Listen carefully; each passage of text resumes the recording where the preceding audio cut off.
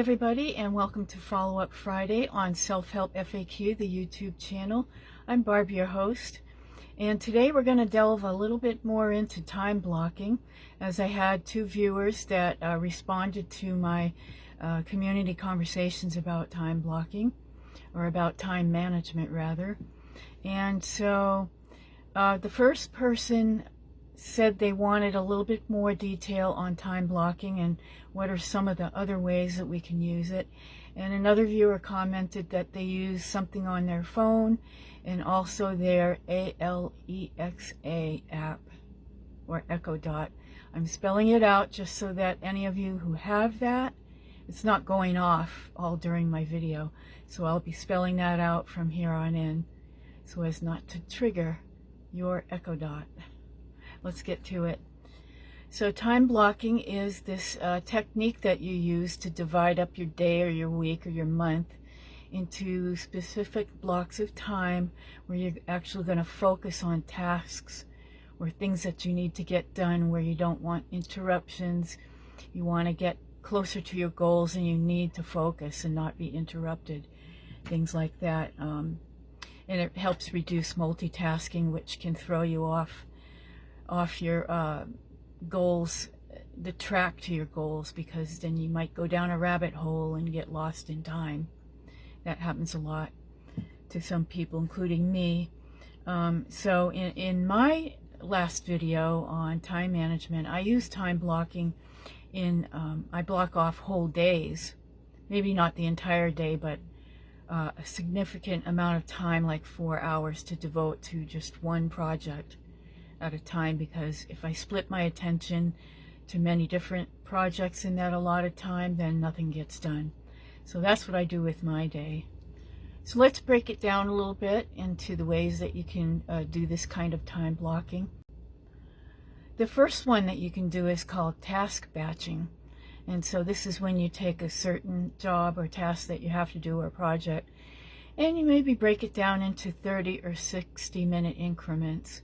Just focus that amount of time on your task, and like, instead of looking at your email several different times during the day, maybe you just want to block out an hour, maybe a little less than that, 45 minutes to an hour, to answering emails, like in the morning or at night before bed.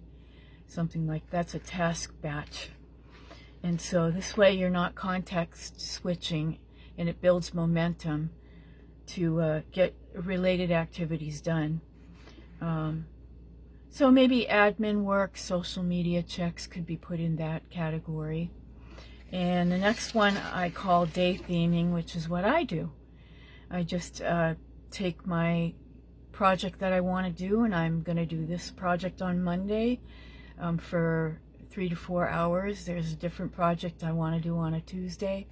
This is what I've been doing. And so a variation on that could be weekly themes for bigger projects. Like if I'm working on a book, that's definitely a weekly project. And one day I might be working on my introduction. Another day I might be working on a certain chapter or a conclusion or references section. That's how I would break that up. You can also do seasonal projects for the long term, and so then that way it allows for you to be immersed in your project without having to do daily shifts back and forth. The next one is called time boxing. Some people call it the Pomodoro method, where you spend a certain amount of time on a project and then you take a break. So maybe you do a lot of people will do 45 minutes on a project and then take a 10-minute break, something like that, and then gather things together for the next 5 minutes and then go again for another 45 minutes. So doing it this way, it helps you complete your task without trying to be too perfect, and it also helps with procrastination and burnout, gives you a little bit of a break in between tasks. The next one we might call flexible blocking or hybrid blocking, where you can start with a certain routine, like your morning routine block, such as exercising, planning for the day, and then you work a block for your main project. And then you can do maybe a flexible afternoon for running errands and doing some family things. Some people like to use variation blocking to mix task types in a day for variety, and if they get bored easily or it's monotonous, they kind of break it up by putting tasks in, vary what you do. So like, maybe your energy is high in the morning, so you might want to try doing your creative work during the morning, and then maybe in the afternoon you're going to use some thinking tasks, something analytical, and that is your flexible type. A lot of people like to do automated or calendar based blocking, and some people use separate calendars for different parts of their life. Like there's a personal calendar and a work calendar, so you can block time across them, or you can let automation tools do that for you, which we'll talk about soon. So you can scale these types of methods. Start with a couple of 2 or 3 blocks per day if you're new at it, or you can go granular, which is what I tried. I tried that, I think, a couple months ago. I went granular, and I tried to block each of my hours during the day. I had something going for each hour, and that actually didn't really work for me. It was very tough to stick by it. I felt like I was working myself to death, and I didn't get enough time for relaxation or any kind of fun. So that didn't work for me. And so now we'll move on to some of the things that people might use, like apps and things like that. Okay, so here I'm showing you the Echo Dot on sale on Amazon. I don't mean it's on sale, I mean it's selling on Amazon. And this is the one where people usually call it Alexa when they're talking to it in their home. It also, you can get this type of app on your phone, but it helps because it excels at voice-activated reminders, timers, and integrations with calendars. So it makes it hands-free for busy people. So what you can do is you can set up a routine. Say, you can say to it, Alexa, create a routine, and link it to your calendar via Amazon's app, which works with Google Calendar or Outlook. For example, at 9 a.m., she can announce, starting your project block, focus on video editing for the next 2 hours. And so timers for blocks could go, Alexa, set a timer for 90 minutes to signal the end of a work block, and then followed by a break reminder. And you can use it for reminders. Say, Alexa, remind me at 1 p.m. to switch to admin tasks. You can even connect it to smart lights or music to create environmental type cues, like dim the lights during focus blocks. And so also, if you have an Echo device, you can use the skills it has, like one called Time Blocker, which is available in the Alexa app for custom scheduling. Next, if you want to use your phone to help you out with time management, it usually has native apps for calendars, alarms, and focus modes, so that turns them into portable time blockers without extra downloads. So here I'm showing you a calendar that you might see on your phone. You can create events for each block. You can color code them and set notifications for 5 to 10 minutes before a block starts or ends.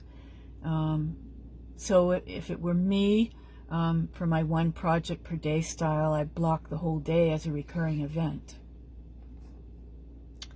And there's also, let me show you and we have a clock. here. So you can use the clock app to set alarms for block transitions, or the Siri Google Assistant for voice commands like remind me to start writing at 10 a.m. And so there's also a do not disturb block you can use. If you go to your settings and to focus, customizing it to allow only urgent notifications, that's on iOS. And on Android, Digital Wellbeing has similar focus mode to pause distracting apps. And so this can be synced with things that you wear, like your Apple Watch, for vibrations as your reminders. And here I'm just showing you what a Google Calendar might look like. And that's good for beginners. You can block time by creating events. You can share calendars for team coordinations. And there's a goal feature to auto-suggest blocks based on habits. And this also integrates with Alexa for voice control. Okay, here are some other apps that I'm going to suggest that you check out. This one is at Todoist.com, Todoist. And this one combines task lists with time blocking. So you assign due times to tasks and view them in a calendar. So that's great for project focus days. The premium adds reminders and labels. Here's one called Sunsama or Sunsama at sunsama.com, sunsama.com. And this one focuses on daily planning with drag and drop blocks. So it pulls tasks from other tools and suggests realistic schedules. So this is good if you want guided theming. And here's one called Toggle Track, which you can find at toggle.com, Toggl.com. And this tracks time spent in blocks with a timer. It reports on productivity, and you can integrate it with calendars. So you can use it to audit how well your one thing at a time blocks are working. Well, here's an interesting one called Motion. You can find it at usemotion.com, usemotion.com. This has got AI-powered auto-scheduling employees that rearrange blocks if something overruns. It's perfect for dynamic days with phone notifications. You see, on the left, here's Alfred, your AI executive assistant. And Alfred can schedule your calendar, prioritize tasks, reply to emails, take notes. And you've got Chip, your AI sales representative, can update CRM, chase opportunities, find leads, and do personalized outreach. And then there's Clyde, who can respond to tickets, escalate issues, take actions, and solve problems. And on the right, you've got Suki. That's a cute name. Can write blog posts, run SEO, manage social media, and write with a brand voice. And there's several more below that. I just thought I would show that to you. It was interesting. Here's a very simple app that you can just run on your computer or laptop. It's just called pomodoro.app. So pomodor.app/timer. This is the timer page. So it has settings. Off to the left, you can click on the settings tab. And in the settings, you can say how long you want to work up here between, it starts at 5 minutes to 60 minutes. You can get however long you want your break on the next one. Long break duration, how many rounds, notification sounds, and things like that. It's very simple, and if you just want something easy and simple, then pomodoro.app is the place to go for that. If you're big on syncing and integrating multiple things, you might want to check out this Calendly, calendly.com. So this is a mobile app. So so this will sync with your Alexa phone, and it can auto block time for meetings, preventing overbooking. So as you see, you got your contacts, your client check-in, meetings, confirmation of event, and some contact lists there. So check into some of those time management techniques, see what might work best for you. Science has proved that this really works to get your deep work and focus done, and it can reduce decision fatigue, lower stress by making your day more predictable, and so it's linked to higher productivity, and it sort of mimics how our brains prefer a deep attention over multitasking. So, but there are some common pitfalls when you're trying to manage your time. One of these is what I ended up doing a couple of months ago, which was overscheduling. And so what you need to do is when you're making your time management schedule, try to leave 10 to 20% of your time for the day unplanned, because emergencies do pop up, things do happen, and then you have to switch gears and try to reschedule certain things to avoid burnout and make way for emergencies. Next, you have to know to avoid scheduling things when you're in low energy. So whatever time of day you have your highest energy, that's when you should schedule in things to get done, high energy tasks like creative work, your peak times for that. Also, don't forget to take breaks. That's another problem I have. Sometimes I get rolling on something I'm really enjoying and I forget to take breaks. Sometimes I even forget to eat. So I have to schedule in breaks on purpose and make sure that my eating times are regular as well. Now, maybe when you're trying to allocate your time to tasks, you have trouble making decisions what's really important and what you should be spending your time on. Well, that's when you can use something like what's called the Eisenhower matrix. Have you heard of that? Let me show you what it looks like and what it does. So you can use this matrix to help decide what you should be working on. So as you see, on the left at the top, what is urgent, on the right, not urgent, and then across the side on the left, what's important and what's not important. So if it ends up in the green, which is urgent and important, do it now. If it ends up in the blue, which is important but not urgent, schedule a time to do it. Make a decision on the time to work on it. If it ends up in the orange or red, as you see down on the left, that's not important but urgent. You have to delegate it. Who can do it for you? And how about on the right in the gray, not urgent and not important? Delete it. You can even eliminate it. You can also try getting better time management by doing what they call habit stacking. Maybe you put a ritual with something else that you need to be doing. Like, for instance, you can start a block of your work with a quick ritual, like your morning coffee. For instance, one of the things I do at night, I might stack my ritual of brushing my teeth with listening to a podcast.